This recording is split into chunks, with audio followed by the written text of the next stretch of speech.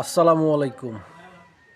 শহীদ শরীফ ওসমান হাদি ভাইকে রাজাকার বলতেছে সেই কিলার ফয়সাল।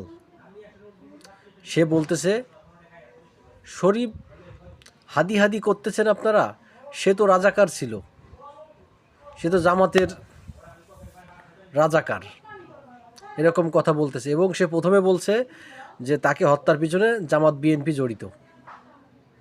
সে কোনোভাবেই যেন হত্যা করেছে তার গায়ে লাগতেছে না, এবং তাকে রিমান্ডে নেওয়া হয়েছে। কেমন রিমান্ডে নেওয়া হয়েছে?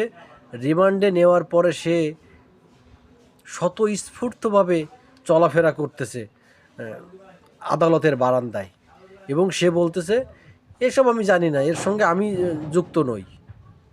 সে পালালো কেন? আর শরীফ ওসমান হাদি সে কোনো রাজাকার নয়।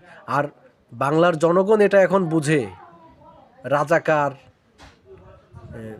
জঙ্গি এসব এখন খায় না। বাংলার জনগণ এখন বুঝে গেছে, সবাই বোকার স্বর্গে কেউ বসবাস করে না।